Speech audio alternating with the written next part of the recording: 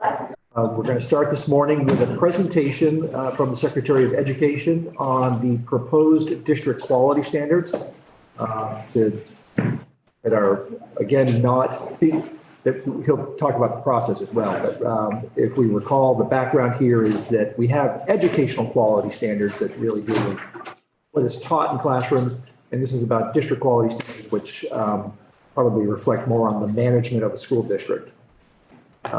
And if some time allows, since it's overlapping with folks from the AOE to discuss the budget, we might throw in some questions on that as well. Anyway, the floor is yours, Mr. Secretary. Good morning. Yeah, thank you, Dan French, Secretary of Education. You should have a slide deck available.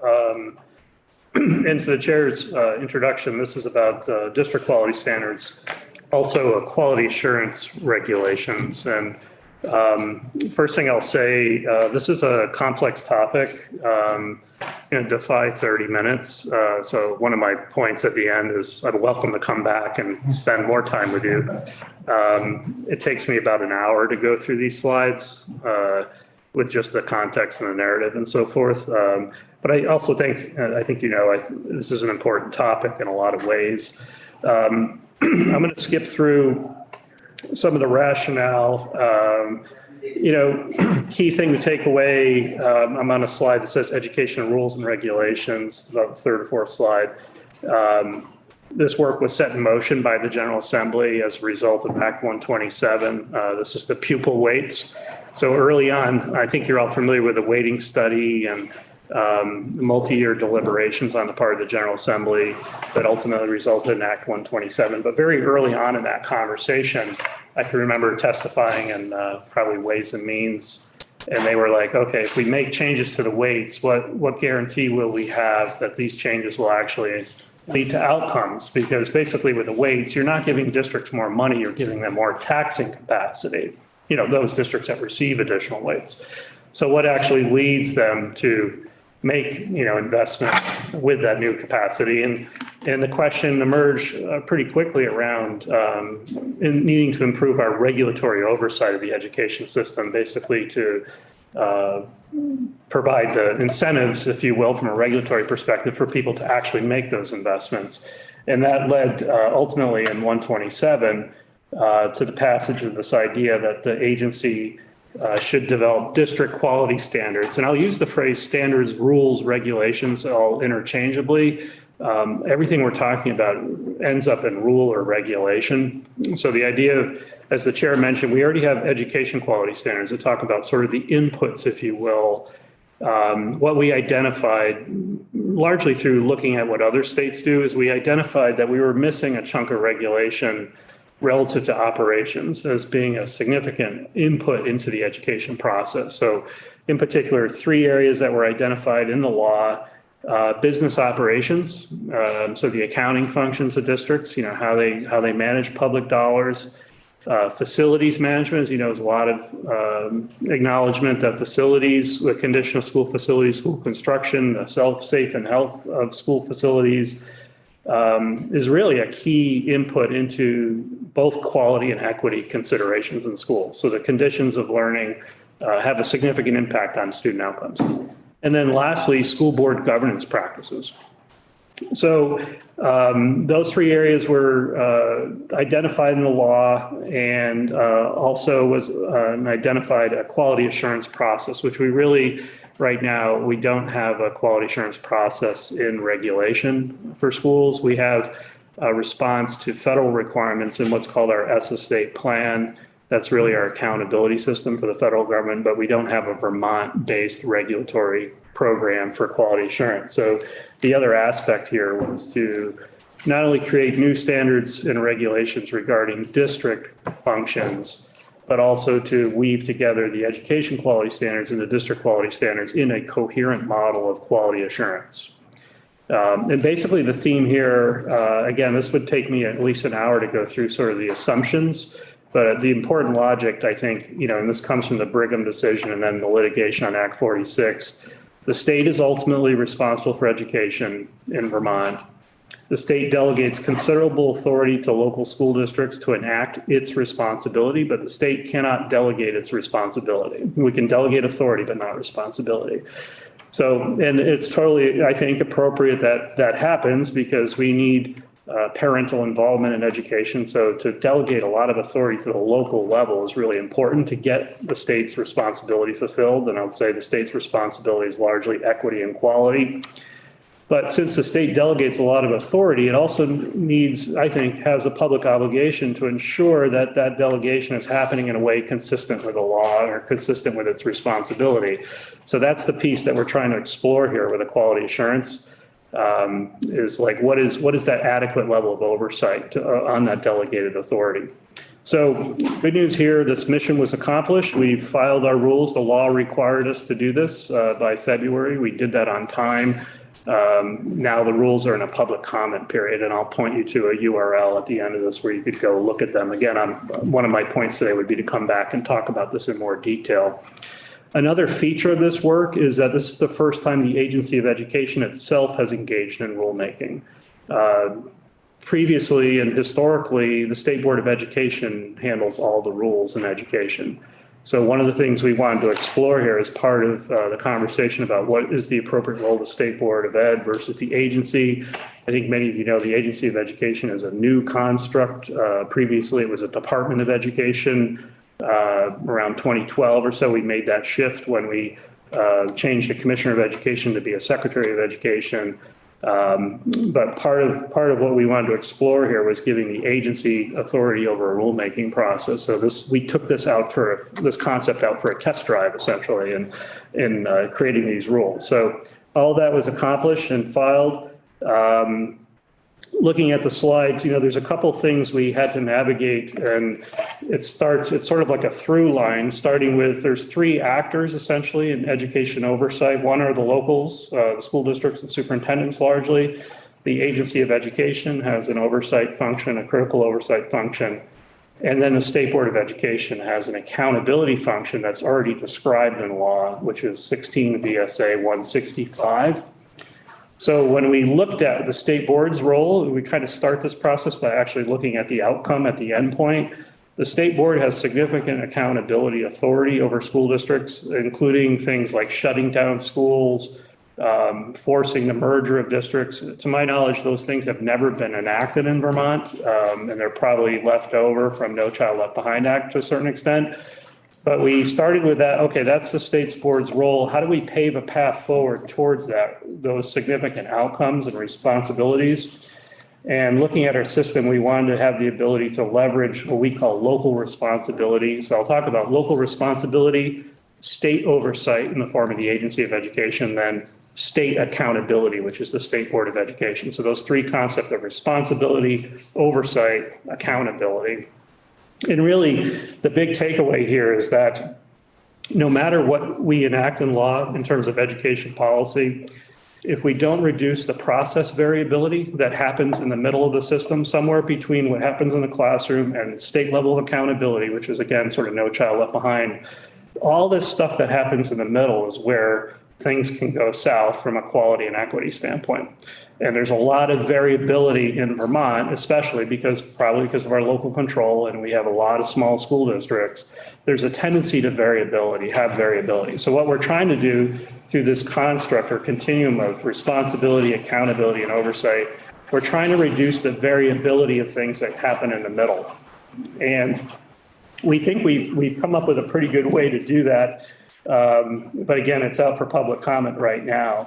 But in particular, we think this work is probably even more timely than when this law was passed because there's more variability in the system now than ever before due to the staffing issues that we're seeing. So the districts, are dealing with a lot of complexity. We're seeing that manifest itself in a lot of issues around staffing, either lack of staff or staff turnover. So Vermont, historically, from my perspective, always had a high tendency towards variability in terms of its organizational systems and multi-district supervisory unions in particular. Now that's even more likely because of the staff turnovers that we're seeing across the state. And so the system's at a pretty fragile moment if we don't seek to address increasing the stability. So we focused in on core processes that are really implicated relative to student outcomes. So you'll see on local responsibility, so I can talk about this again in more detail, but we're focusing on the key EQS issues, the education quality standards issues like coordination of curriculum. To what extent school districts in Vermont have formal curriculum? You've heard a lot, I think, you know the construct that the State Board of Ed adopts curriculum standards, but districts adopt curriculum. And that's a fairly new innovation itself in Vermont. Prior to 2010, Act 153, curriculum was the responsibility of schools, not school districts. So the idea that individuals, elementary schools might have a curriculum that's different than the middle school or the high school that they fed into. It's only in 2010 that we said, curriculum should be a district level responsibility so that we can see a continuum K through 12, or to make sure the elementary schools in the district are using the same math curriculum to leverage the opportunities for professional development using the same curriculum and so forth. So, Vermont is not a state that has a strong tradition of well-articulated curriculum. So we're focusing on coordination of curriculum, local graduation requirements, needs-based professional development, tiered system of support. I can go through that list. So there's like a handful of really key processes. We're not, part of the theme here, I guess, is that we're not talking about every standard that's in our standards. We're really trying to focus in on the ones that are really implicated for student outcomes. And we're trying to reduce the variability of those processes. So that leads to what is the quality assurance process that we're proposing to do? Part of, again, what we have to do is we have to navigate what's in the law, but also what the federal government requires. So we have this idea of identification of schools, school districts. That's a requirement in federal law. We have to look at the test scores, essentially, student proficiency. But what we're suggesting now, and this is the new innovation in these rules, the first step towards identification is proficiency, student outcomes on the testing. That has to be because of the federal government requirements. But that's the first lens, if you will. The second lens is an evaluation of these core processes. So districts that have less than desirable performance, that would get them flagged for the first level of review. The second level of review would be an analysis of to what extent they have core curriculum, those other standards. So it's an intersection of low proficiency and poor quality of processes. Those two things combined would lead to the identification of school districts. And there's a colorful matrix, if you will. I should have put slide numbers on the slide deck. But if you look at the intersection between proficiency and process, it leads you to a little chart that looks like this. Page 9. 9, yeah. So that's what we're proposing essentially as the new quality assurance process. State Board of Education responsibilities for accountability, again, are prescribed in law, so that will remain unchanged. And now I'm more or less on the last slide. We really whet your appetite for a more detailed conversation on this. But firstly, the rules have been approved by ICAR. So now the rules are what I just described for you at rapid pace is now open for public comment. And if you go to that link on the agency's rules site, you'll see a copy of the draft rules and a notice for the public hearings. We'll be taking additional public comment. We're proposing that these rules would go live in 2025. So we have some things we'd have to do next. One is we have to start working on a revision to the ESSA state plan. That's our plan with the federal government. That's a whole public engagement process. Now we'd have to go through and sort of the remaining piece would be then a reorganization of the agency staff around staffing the quality assurance process. So we've talked about all these things right from the very beginning. So part of our intention was not only to address the statutory requirements, but also to do so in a manner that would be doable and manageable for the state of Vermont. One of the observations we've made of the current process, which is the integrated field reviews, it's really a labor-intensive process that we've honestly had to put on hold because of the strains on the workforce right now. But we wanted to make sure that the data visualization we can put on our website is manageable. Currently, our data visualization is controlled by a third-party vendor. We have to pay them money anytime we make a change. We want to make sure we can control the technology that we have. We want to make sure the process is manageable and doable and right-sized to our small state. Be happy to come back for more detailed testimony and really kind of walk through the underpinnings and the rationale, which I think is important to hit, which is a sort of in the introductory part of the slides. But why don't I pause there and take any questions you might have? Great. And, we just, because I'm not sure what your schedule is, but if we run over, we'll only be bumping one of your staff 15 minutes. Oh, only, they're more important than me, so yeah. I might ask you to talk a little bit more about slide 10, which is the AOE oversight technical support, and especially how you envision focused technical support on EQS. And if, what impact that might have on staffing, and how you see that going forward. Yeah, so I think, one of the more important things I worked on as secretary relative to the work of the agency is our purpose statement as an agency, So we started that work, seems like ages, in 2018, really trying to bring coherence to the work of the agency. The agency is a complex organization, responds to both federal and state, pressures, if you will. And we focused in on what is our constitutional responsibility in the state for education, and then more specifically to distill that down to equity and quality as sort of being the two key pieces. And that's, I think, Section 1 of Title 16 talks very directly about the state's responsibility for education. So we have this idea of the Constitution, and we have this idea of what's in law. But then we really looked at across the agency, how does the agency operate? We basically do three things. We do leadership, we do support, and we do oversight. Okay. So support and oversight is a continuum to your question, Mr. Chair. It's like support, you'll hear testimony after testimony from folks in the field about us needing to do more support. I would argue you hear no testimony on us doing more oversight, which is really what I'm talking about today. But it is a continuum, right? So if we don't hold people accountable, it's also hard to do the support. So part of in this idea of getting coherence is that if you could imagine, if you look at the quality assurance and the description of the standards, all this starts to drive what support we provide and what support we don't provide, right? So, particularly if we're saying here that there are core processes, there are things that absolutely, like you got to have curriculum, that's like non-negotiable, right? So we start to focus our technical support on the key areas that we think are the high leverage activities that all districts should be doing. But then we also start to target on those districts that need more support than others. So the idea of identifying those that are sort of low performing, that's not new. That's like from No Child Left Behind Act.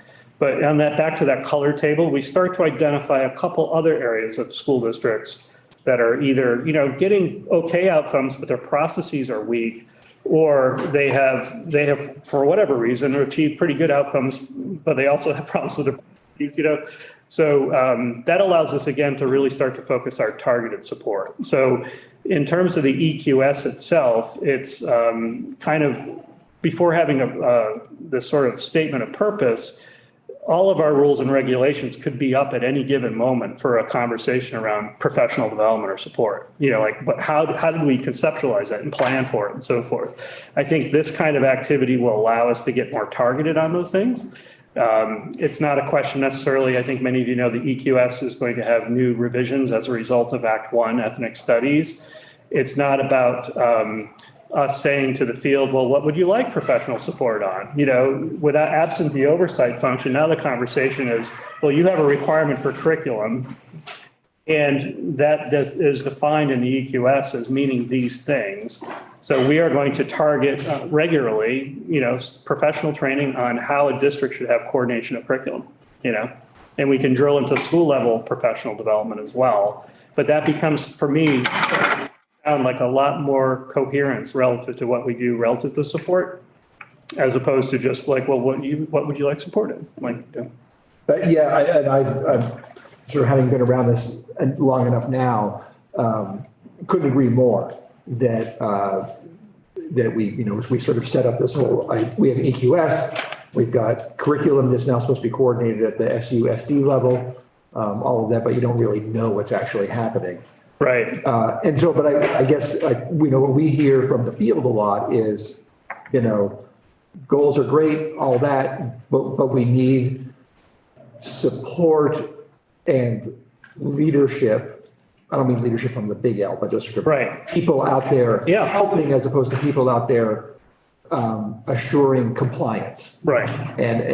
So I wonder, does the agency have the capacity to stand up a model like that? Yeah, and we're designing this from the very beginning around capacity, but I think the perennial issue in my career as a school leader in Vermont is around roles and responsibilities confusion, right?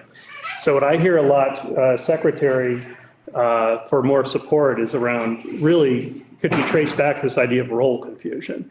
So it is the responsibility of school districts to have a coordination of curriculum, right? We definitely have an obligation to help you do that. But at the end of the day, it's your responsibility. If you don't have a curriculum, that's a problem for us. But you have resources to do that, a lot of resources. And at the end of the day, you need to be helped, you need to be responsible and say, it's our responsibility to have a curriculum. And how can we help you do that? Absolutely. Yeah, I think that last statement is probably what the field likes to hear more than anything, rather than being you better coordinate your curriculum, right? Or else more of a, we want to be here to help you. Yeah, but it's really the basis of I would say our collaboration. It's only when we acknowledge our roles and responsibilities can we truly collaborate on that, and we need to attenuate, if we look across everything we do in the state from an educational perspective, we're not short on support function. It's not a question, perennial issue, agency doesn't have capacity. Our agency is exceedingly well staffed relative to other New England states. Rhode Island has 100 employees. We have 171 employees.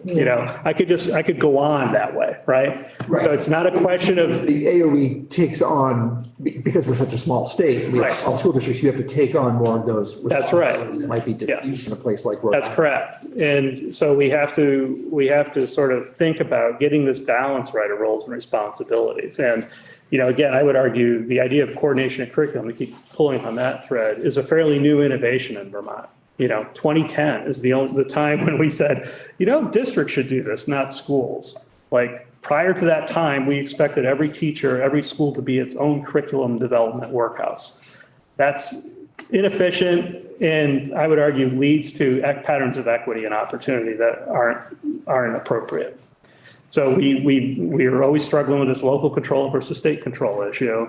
And part of what we're trying to do here is, I think, acknowledge that it's really important to delegate authority to local school districts. Absolutely. Because, quality is influenced significantly by parental involvement in the education process. That happens locally. On the other hand, we can't expect every teacher to be a curriculum developer, nor should we want that to happen. And I can tell you, countries around the world that have very successful education systems and also have high degrees of teacher autonomy, in none of those situations do they not promulgate curriculum from the state or the ministry level. They give the autonomy to teachers to deliver on the curriculum, not to create the curriculum from scratch. And it's a weakness of our system. Yeah, I remember speaking with a superintendent of a large, well-resourced district here who moved from another state, relatively shocked that we are still hiring teachers and saying, go forth with no guidance. Yeah. And despite, you say relatively new concept, of course, the concept existed long before 2010. Right. 2010 was 13 years ago, but things do move slowly in the education world. Yeah, and that's part of the challenge. I think, we're back to this piece of work. I mean, we moved rapidly as an agency to do the rulemaking through a very, I think, thoughtful engagement process with a lot of stakeholders, but we were able to move fairly nimbly through this. But, again, it's up for public comment and we'll no doubt go through other revisions, but I think it's probably the most critical piece of work we have in play right now to address issues of quality and equity in the state. What do you see as the role of the agency when it comes to governance processes? Yeah, that's an interesting one. One of the three areas of district quality standards we were identified to work on is school district governance standards. And we reached out almost immediately to the School Boards Association to see if they would want to work on that. And they did.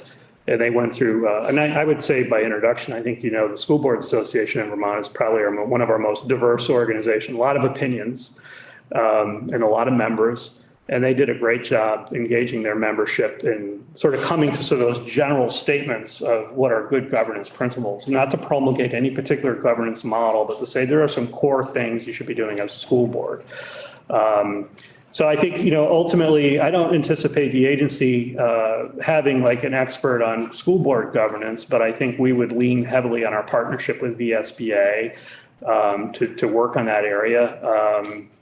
I think, again, getting back to the support function, you don't hear school boards coming in here, maybe you do, testifying, saying the agency needs to tell us how to do school governance better, right? But I think there's a lot that VSBA could do in partnership with the agency around structuring professional development around the standards that are now, it gives us the common language basically to do that support. So we have an understanding of what school board members have said. The leadership of the School Board Association has said these are sort of core good practices relative to the governance. Now we can organize professional development and support. The agency certainly will work on visualizing the data, because what we have in here, I didn't get into the mechanisms of quality assurance, but we have the ideas of assurance and self-assessment. So we'd ask school boards to assess their governance practices on a regular basis. We would visualize that data on the agency's website, how school boards themselves rate themselves. And that information, I think, would be very useful to have a conversation locally. We rate ourselves as being a great board, and, the parents coming in a school board meeting, well, you guys violated executive session 3 meetings in a row, what are you doing? So anyway, that whole idea of cultivating responsibility is to visualize the data, but have those conversations happen at the local level. Representative Minier. We've had a couple of, I think, pretty compelling pitches from folks who would like to see financial literacy as part of the curriculum, right, or civics as part of the curriculum. Suppose that happens, what should or what will or what does that look like from the agency's perspective? Do you lead? What was the last? I may put a pause on that. Okay. Because one of the things we had to bump yesterday was an actual explanation from Jessica Carolus about exactly that question. Okay. So I may, unless you have a brief response. Yeah, I was good. The last piece, I think, just to review the construct of curriculum. And so how does it begin with you? Does it begin with the schools? Do you play catch up? What should it look like? Yeah, so they're, in Vermont, the State Board of Education adopts curriculum standards. And then once the standards are established, so if the State Board of Education were to adopt or were required to adopt standards on financial literacy, for example, that would then require school boards to work on curriculum around that, So that's the construct, and it always comes up, is that a good construct? Should we change that construct? A lot of states, to go to on the other extreme of the continuum, there are states that define the curriculum at the state level in law. So they say, here's your curriculum, this is what you're going to teach. Some states would say, here are the textbooks you have to use. One of these 5 books is acceptable to us. Vermont's approach has historically been to adopt standards, and then locals adopt the curriculum. So the question on financial literacy and to what extent it should be a standard, these kinds of issues come up all the time throughout my career, and you'll see them if you're in the legislature. There's always interest in seeing new things being taught in schools or some things not being taught in schools, always controversy around those issues. A good starting point for something like financial literacy, and I've been involved as a superintendent with a financial literacy task force over the years, so I have some direct involvement with the content here. First question I would have is, to what extent is it already represented in standards? So there's social studies standards, for example, that Vermont has already adopted, and that's something Jess, I think, would speak to you about, is like, okay, here's the state of the social studies standards. To what extent is this content already represented there or not? Anyway, yeah, I'd leave it there. It's an interesting, the concept of curriculum is an interesting one in Vermont. Well, in hearing you describe it, go from the state board of it to the local school board, right? I'm still curious about the agency's role, because do you then almost wait and do oversight and then say, oh God, we got to help support, or like, Yeah, so we currently provide a lot of support for curriculum. So we would convene like math workshops and training, literacy, those things. We would no doubt sponsor those activities. I think where once these standards are enacted, all that's going to get focused a bit more, that we would really focus on those core practices. So we would be talking about, for example, the coordination of curriculum as a process. We certainly would still sponsor say the one-off state level workshops on math or what have you. But we would spend more time, I think now, thinking about, well, what does it mean to coordinate a curriculum? And how do you do that? Got it. Thank you. Yeah. Just want to alert the folks who've just joined us on Zoom. We're running about 10 minutes behind, and we'll be starting shortly on the budget. Representative Buss. Thank you. I am very curious about your oversight of business operations, particularly since we did not successfully implement the universal chart of accounts. Oh, yeah, I draw the distinction. We have implemented the chart of accounts. We haven't implemented the software approach. So I think we can do a universal chart of accounts. It's really important that we do that. But to do that through the implementation of a single software platform was very challenging, to say the least. The other, by way of introduction, one of the points I'd make is what we're talking about in terms of new quality assurance process is not the only quality assurance process. So we have a lot of other formal quality assurance processes in education. Special education, for example, has significant oversight and monitoring and auditing. Financial also has a longstanding tradition of oversight and monitoring and auditing. In the law, for example, school boards are required, school districts are required to be audited on an annual basis.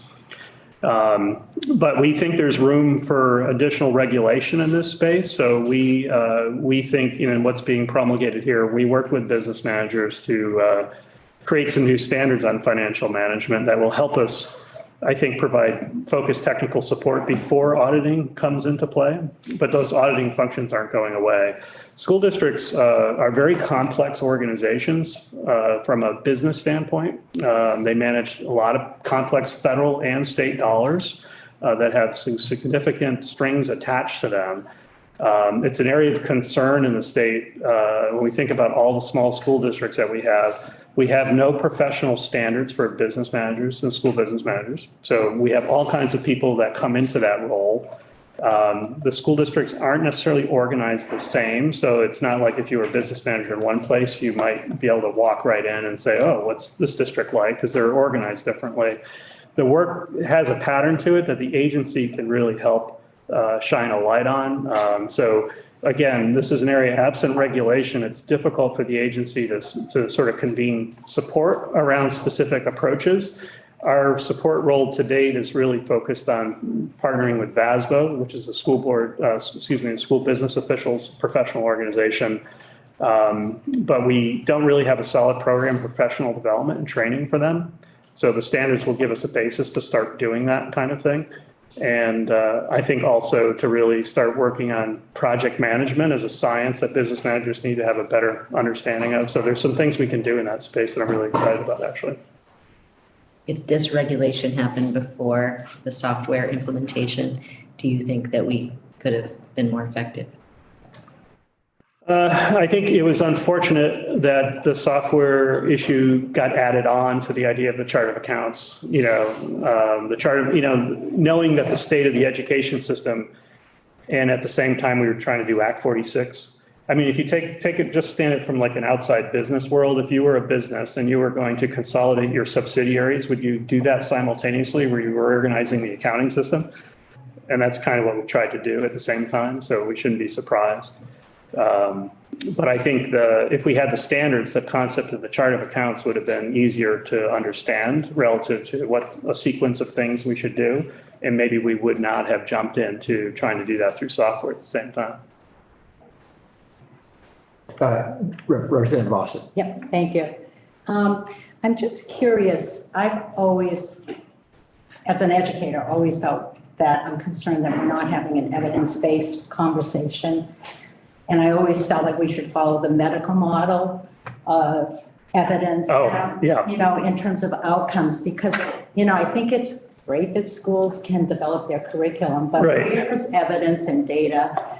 And how do you determine the evidence is valid and reliable? Yeah. And how do you, so that, we don't have 50%, of, third graders, leaving not proficient in literacy. So I'm just wondering, and does the agency need some leverage where it goes Yeah. beyond, these are No, our yeah. recommendations to, this is what you need to do. Yeah, we're playing in that space. The first thing I'd call your attention to is, we think about, part of the theme here is pulling the core standards that are really implicated in student outcomes from the EQS. One of the ones we're pulling is access to instructional materials, which gets into the issue.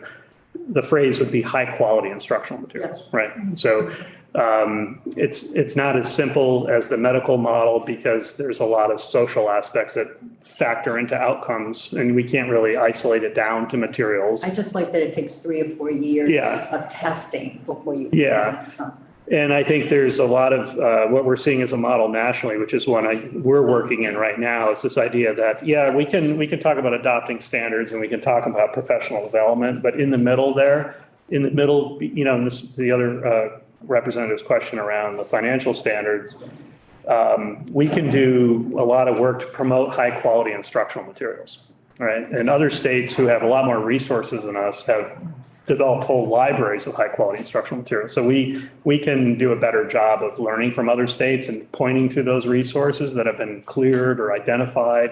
We don't have to reinvent the wheel, so to speak. For example, Massachusetts has an elaborate database of high quality instructional materials. You can go in and search.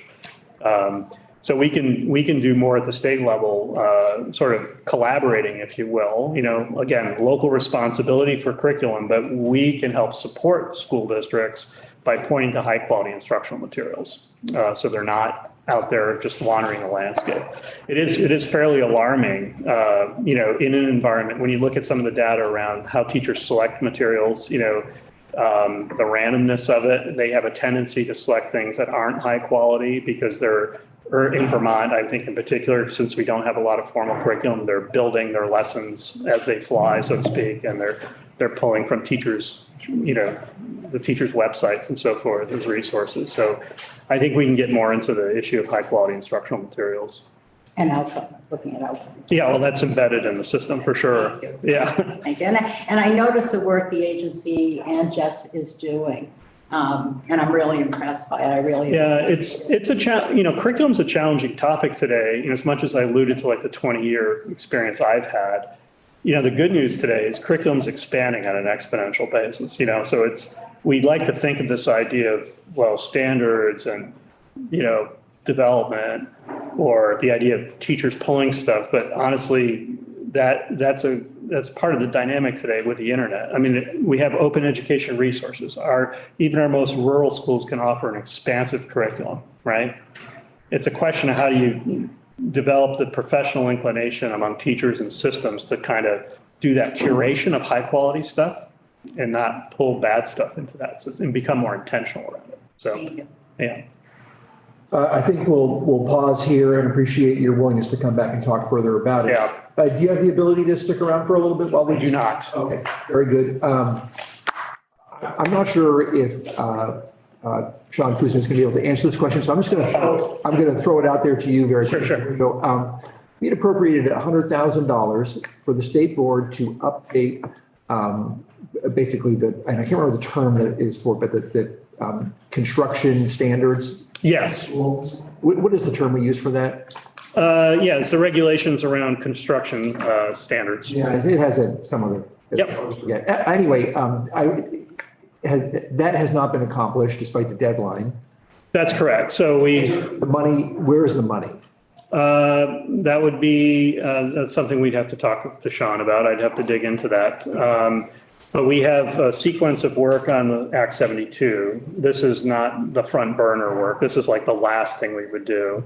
We went out to bid, and then we have a contract now for analyzing the funding of school construction. So I know there's a bill to talk about school construction. I think I'm testifying either today or tomorrow in the Senate on that topic, and Treasurer Pichek's talked about that. And I met with him and said, look, there's already a study commissioned under Act 72. So we've done a contract to do that analysis. We have a national firm doing that analysis of financing school construction, but we have to contract out the revisions to the school construction standard. So I'm not sure if Sean or Jill, one of us would know where that is in flight, but it's in a sequence of events that have been pushed back or what have you. So, but fair to say that the money hasn't been spent.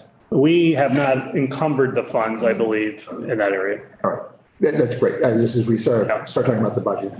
Jill would know as well, because it also gets into the ESSER funding, I think. So between Jill and Sean, they would know. All right. And Sean, I didn't mean to put you on the spot. No, that's okay. This is Sean Kuzma from AOE. Great, thank you, Mr. I just want to let Yeah. Secretary go because I assume he has other Yeah. appointments. Appreciate Thank you you. sticking around a little later. And just for the committee, we're going to shift gears a little bit, give Sean Kuzma from AOE a chance to answer that last question, but then we'll move into a broader presentation on the AOE budget.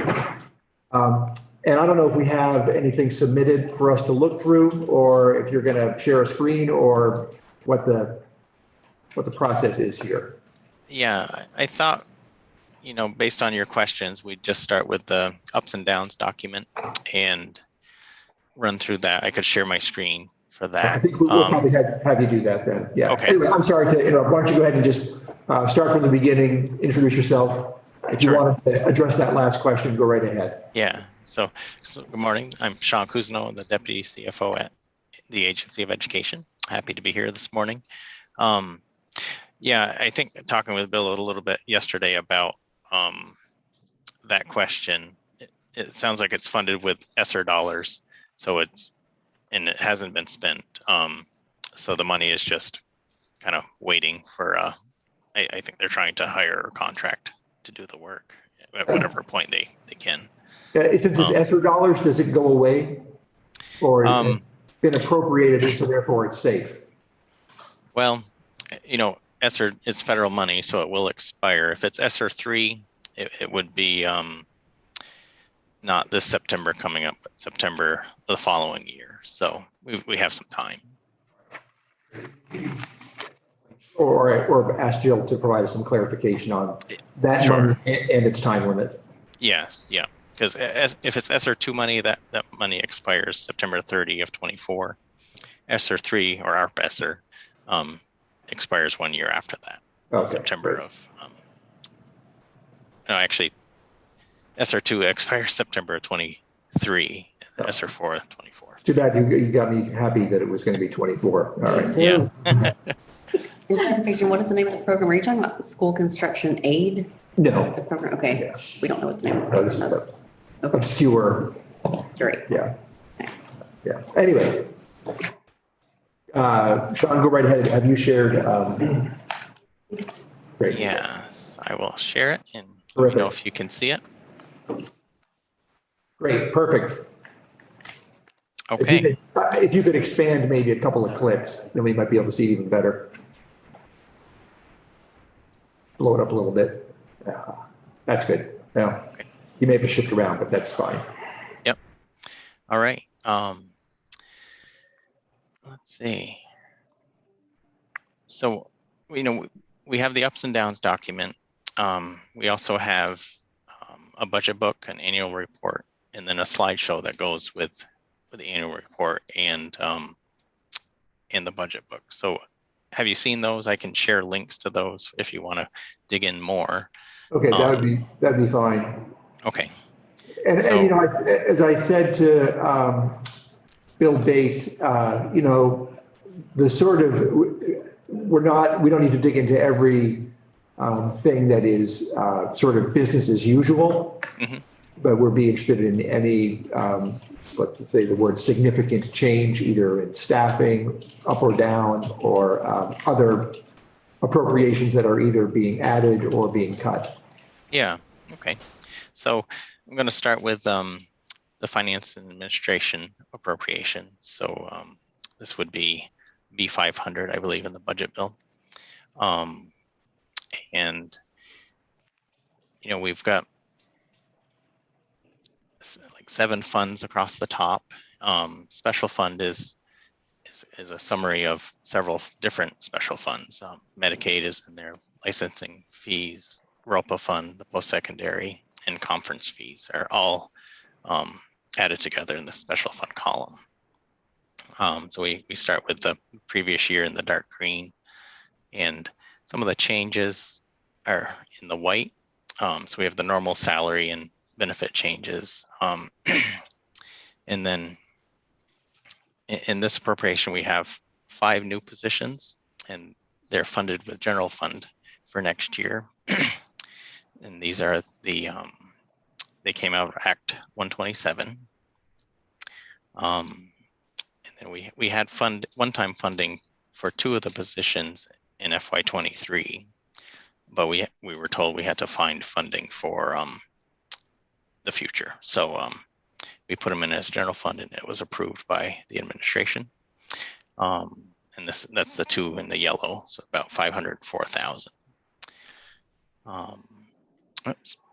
And then another new item we got approved was the internship program for 60,000.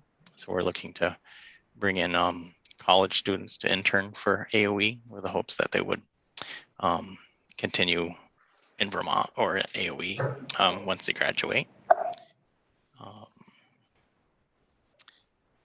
And then the ISF, that's the internal service funds. So we're provided increases in those by the administration. So they just get built into our base. Another new item we have is a new due that we're paying. We're going to start paying to the Education Commission of States. We get a lot of information from them already, so we're going to start paying that due. I'm just going to say thank you. That's been a long time request. Okay. Yeah, I thought it was a request from the legislature. So let's see. Any questions on I'm not seeing any changes? No. Okay. All right. So the finance and operations, or finance and administration, is where our school finance program sits. The business office for the agency, the secretary's office, legal, communication, and it makes up. We have about 73 positions in this appropriation, and they're funded 58% with general fund, 26 with federal dollars, and then the rest by the special funds or other funds. I can move on to, I think it's B501 for our next appropriation. Can I just ask how many? We've got a quick question. Just a quick Representative question. Boston. And Sure. you may have answered this already, and I may not have been paying attention. How much of those funds are federal, come from the federal? Yeah, so in finance and administration, it'd be this column here. So 9.2 last year, or the current year. So we're looking to spend about the same, so about 9 million. Most of our federal money sits in the next appropriation. You can see about 500 million for the current year. And we're actually asking for less spending authority for FY24. Thank you. Yep. And the reason for the reduction there, you can see it right there, that 20 million is the main driver. That's we're taking spending authority out of the budget because of ESSER 1. That's the money that expired September 30 of 22. So we remove spending authority, and that'll happen. This document is now on our website if you wanted to pull it up there, but appreciate having it on the screen right now. Sure. Yeah. So, we'll be reducing our federal spending authority as the one-time COVID money starts to expire and drop off. But so more of the same here. We have salary and benefit changes in the general fund and all the funds really. And the only, it's a minor change. We had a Teacher of the Year grant that's funded with general fund, and we got approval to increase that by 2,500. That doubled it. So now we have a $5,000 Teacher of the Year grant to support that program. And I already mentioned the federal grants over here that are as the one-time money expires or we spend it down, we lower our spending authority. Let's see, and so in this appropriation we have about 100 positions, and here about 54% of them are funded with federal dollars, and only 24 is funded with general fund. I'm going to hold for a second.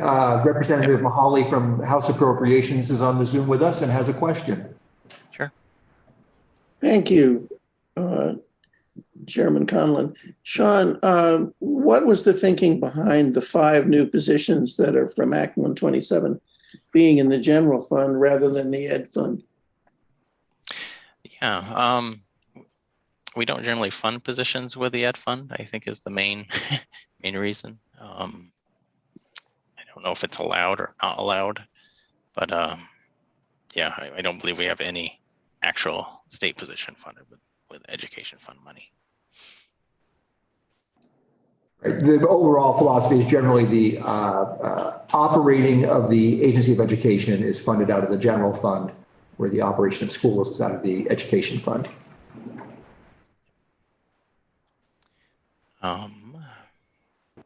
Let's see, and as we scroll down, we'll start to hit the first one we come up on is special ed. So this is all ed fund money at this point. And we're seeing an increase of 18 million up to 226 for the coming year. Act 173, I believe, finally was implemented in FY23. So I guess there's upward pressure there for next year. Next, we have got adult ed, and we have general fund money here mostly with a little bit of federal. And this one was level funded. What page are we on here? Four. Yeah, so it's a almost 5 million there for general fund. And What is the, Oh, we have a question here, Representative Buss. you have 1.5 million in a line item that doesn't have any description on the left hand side. It's under total appropriations after fiscal year 2023, other changes. Yeah, row numbers. Is it this at the bottom, this 1.5 million? Or 1.5 billion, I guess.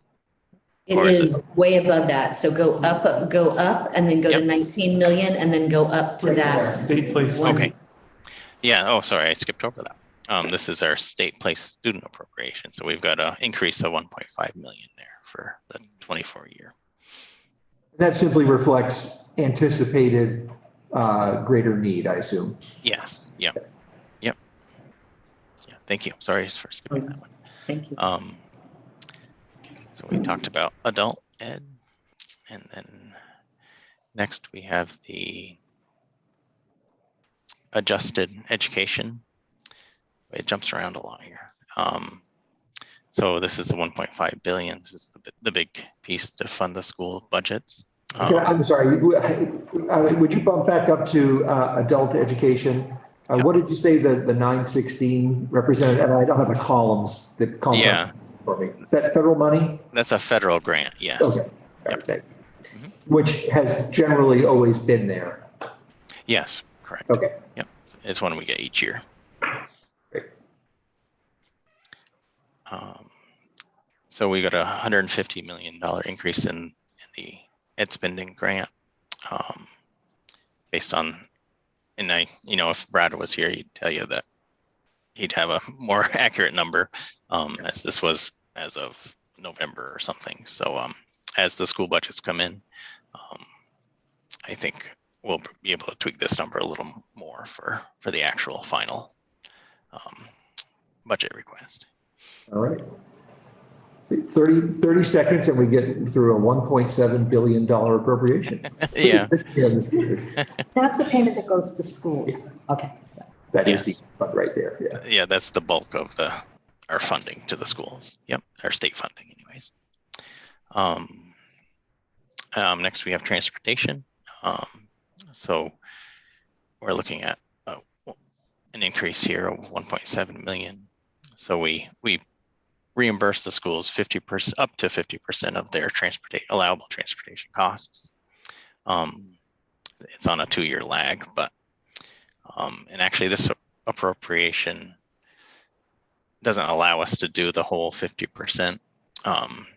So in the statute, we reduce it down to the appropriation amount. So they're getting about 43 or 44% of their costs reimbursed.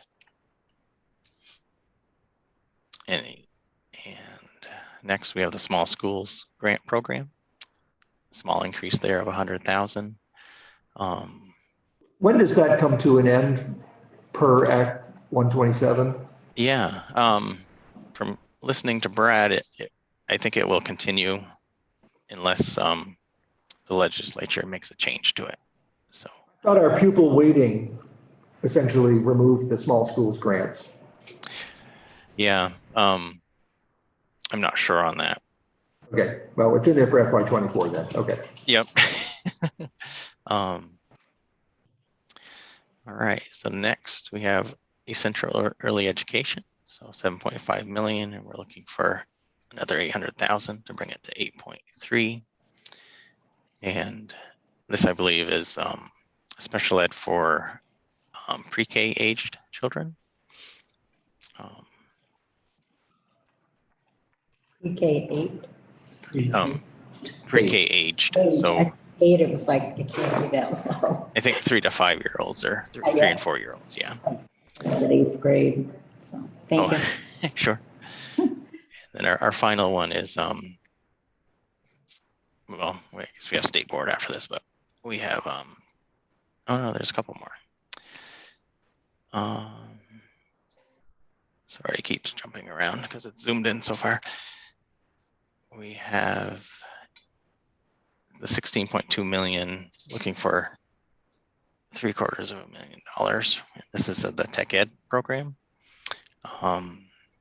So we have tuition reduction here, salary assistance, and a few other programs that fund this. This all goes to tech centers. Our next appropriation is flexible pathways. Looking for a $1 million increase here, and it's mostly due to an expected increase in early college students. So we have early college, dual enrollment, virtual, cooperative here, and high school completion. So just different ways of completing high school and getting that high school diploma. So, and then the last one we have is the state board appropriation. And it's a general fund, and we've level funded that at 70,708.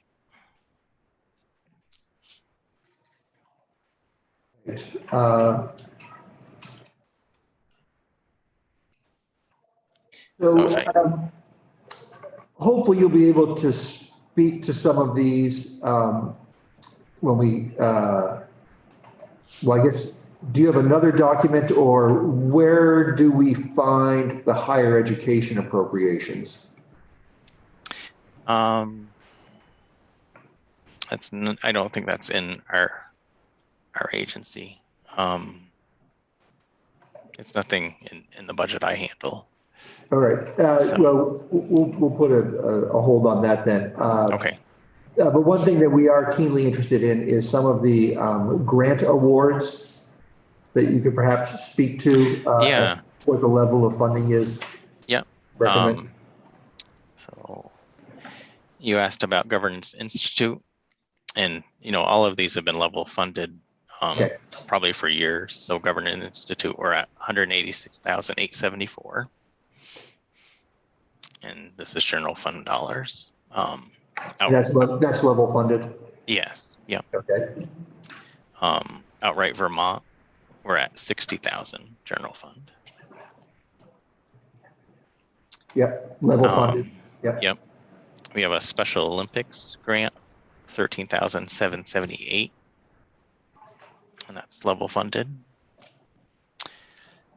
Teacher of the Year I mentioned, and we're doubling that from 2,500 to 5,000, which it had been 5,000, but it was cut a couple of years ago. So we're just actually bringing it back to the normal level. I think that the higher ed, some of the higher ed stuff is in one-time dollars in the B 1100 categories. Okay, so yeah, I think that's maybe, is that, Right, but basically the grant awards are level funded. Talk to us about the local foods incentive, which lives in your agency, perhaps really is an ag program, but it lives there. It's had one-time appropriations of 500,000. right? And it, I think it was one time for the last couple of years, and it's not in our base budget. So it'll have to be one time again next year if it's going to continue, unless action's made to put it in our base budget. Right, and it's not proposed by the agency for another year of one-time funding either. Yeah, I don't know if we're the ones that would propose that. Okay. Yeah. I don't see any money for the Morgan Horse Farm. I think we're statutorily required to appropriate $1. Keep that alive, but we'll let the Appropriations Committee handle that. Very controversial. Never heard of that one. All right.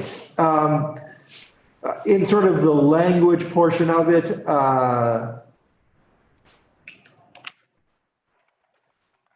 I see that there's a request to move the Community High School of Vermont from the general fund into the education fund. Is that correct? And Sean, feel free to say that's not my area of expertise. Yeah, no. We realize you're pinch hitting here a bit. Right. No, I'm not familiar with that one. Okay, all right. So some of the language stuff really isn't your thing then. Yeah. Yeah, all right.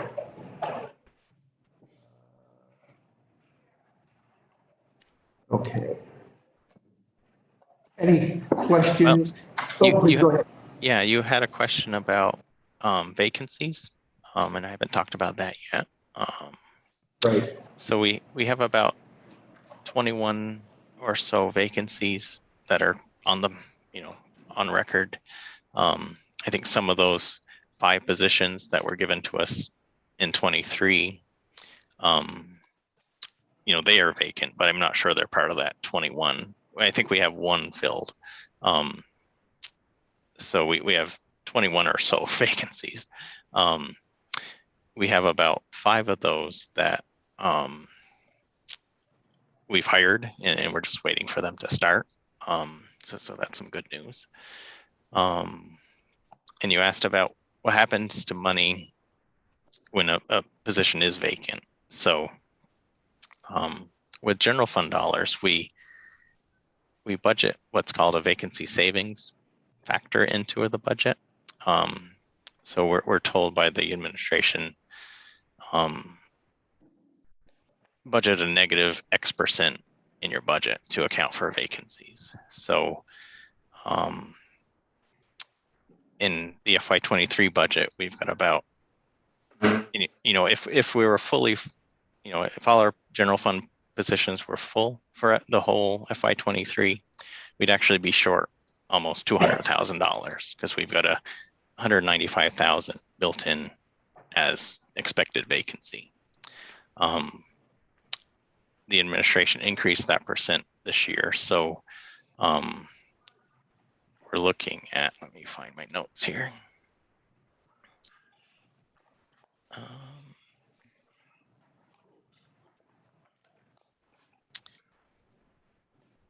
They increased it to 5%. So if next year all our general funded positions were full, we'd be short $400,000+. So to answer the question, what happens to the money? For general fund positions, it's, we're expecting vacancy, so we've reduced our budget to account for it. If it was a federal funded position, the money would just still be available. But most of our federal dollars are available for 27 months, so we can work around vacancies and try not to send back federal dollars in those cases. All right, so I just want to make sure I understand. You're saying that the administration said to increase your expected level of vacancies and to budget accordingly. Yes. Yep. Sorry, I said, yeah, so looks like we have 393,000 built into the budget as a negative number. So our general fund is reduced by that amount to account for expected vacancies. All right. Bit of a questionable philosophy when we're trying to have a robust, responsive administration. I realize that's an across the board. That's not targeted. Yes. Right. It's something in everybody's budget. Yeah. Yep. Yeah. Understood. All right. I'm going to just look around the committee here and see if there are questions. We have Bill Bates was unable to make it, so Sean has been pinch hitting here, but it's not necessarily got the same high level view or policy responsibilities. If we were to look at the 802 Opportunity Program, that's 3.4 million. That's E1100 parentheses A parentheses 4. Just want to be clear, that is one-time dollars only. That is not a base funded amount. Yeah, I've never heard of 802 Opportunity. It's in the higher ed portion of the. Yeah, that's state colleges. Yeah. All right. Okay, so the kind of the new things that weren't called for in legislation, I really only one kind of I noted that exists. You know, we've got positions that were in legislation and required. I don't see the AOE sort of proposing any new positions of its own that aren't already part of the vacancies. But correct me if I'm wrong, the $60,000 for an internship program, that's kind of the newest thing under the sun with this budget. Yes, we're funding it currently with carryover money for 23. But, so you already have an internship program? We piloted it this year with carryover money. Okay. And so, yeah, we looked to add it and they approved it into our base budget. Can you talk about how many interns you had and what the $60,000 goes toward? Yeah, it's mainly just to pay them a salary, a wage. I think we have 3, and they're all in our data team. And I don't know a lot about it, but from what I've been told, it's going well. They have good. They're excited about the talent that these people are bringing. I'm going to look to Ted Fisher to provide us with a smidgen of insight onto this. For the record, Ted Fisher, Vermont Agency of Education. I'm the agency's Director of Communications and Legislative Affairs. Hi, Sean. Hey, Ted.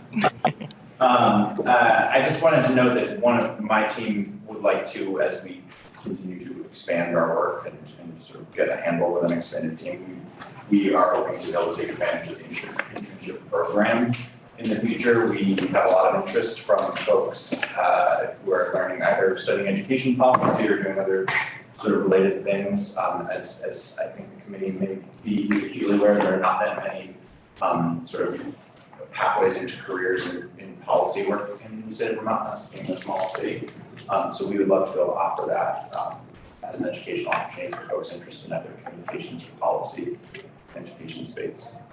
Do you know what the interns make? I don't. Okay. Just curious.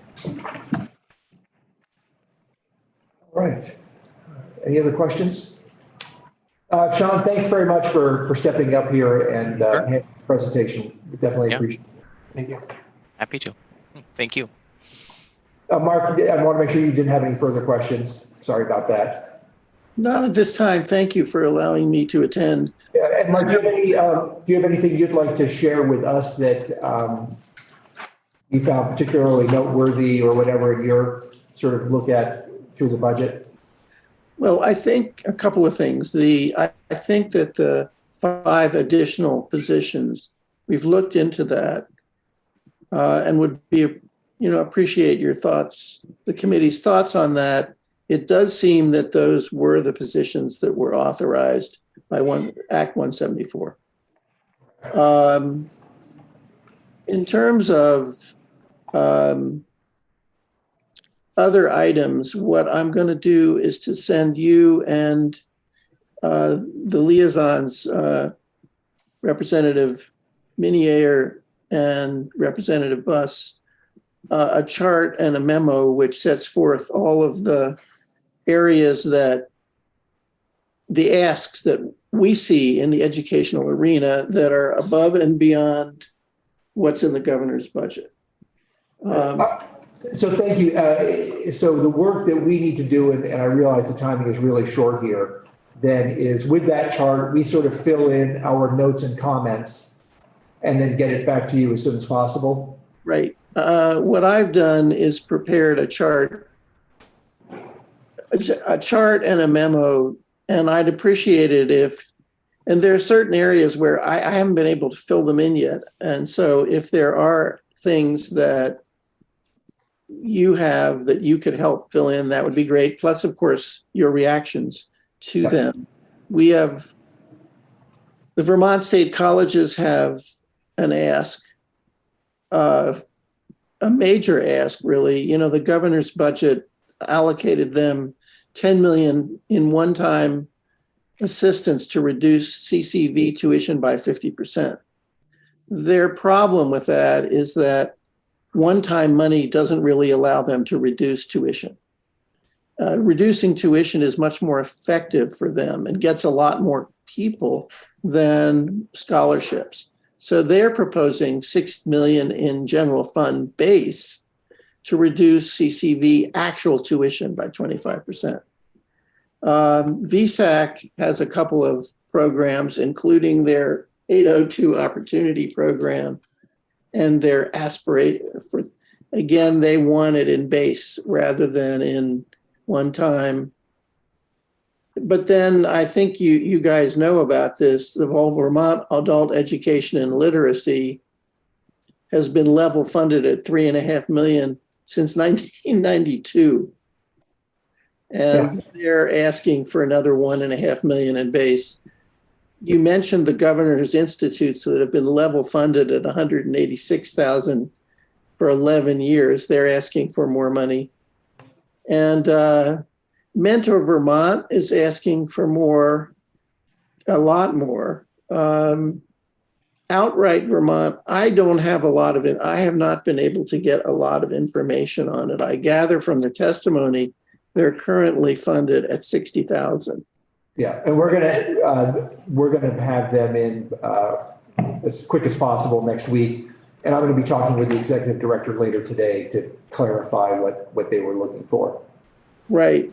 So in sum, yes, it would be, we're obviously going to have to prioritize amongst these and would very much like your input. And I will send this memo over right now. That'd be great. And Mark, the $10 million for CCV for the one-time ask, that's in the governor's ask. Yeah, that's the governor proposed. The governor has funded the state colleges as we have all agreed over the last 4 years. The plan last year's, the basic plan. Yeah. That's been funded in the budget. The one major variance is this: the governor proposes $10 million to reduce tuition at CCV, one-time money. Yes. Their point is they can't reduce tuition for 1 year. Right. Years, because they can't allow themselves to then bump tuition way back up. So every time there's one-time money, it just means they offer scholarships, which are not as effective as reducing tuition. To reduce tuition, they need actual base appropriations. So they proposed to us $6 million instead of 10, but in base, which would allow them to reduce the tuition by 25%. Now, I thought the 802 Opportunities Grant was really the vehicle that best reduces CCV tuition. No, I have to, the 802 Opportunities Grant and this program at CCV overlap, but they have harmonized them. And I will try to find out today, well, how are they harmonized? And I will put that in a supplemental memo and get it to you as soon as I can. All right, great. Yeah, thanks. I guess committee, help me. I don't recall CCV asking us for anything more than sort of what was envisioned originally, was the 2 opportunities. And during that testimony, what I heard, frankly, was that this state has done an amazing job in making CCV essentially free to anybody within a certain income range. Without this $10 million one-time appropriation. I think you've raised you're asking about the nexus or the overlap between these different programs, and I'm going to try to straighten that out and get back to you. All right, great. Mark, thank you very much, and we'll let you get away so you can work on your information to us. Great. Thank you so much for allowing me to attend. Yeah, thank you for joining. All right, well, we'll take a break, committee, with the expectation that everybody will be back here at 10:27 in their seats. We got our big joint hearing with folks from our congressional delegation.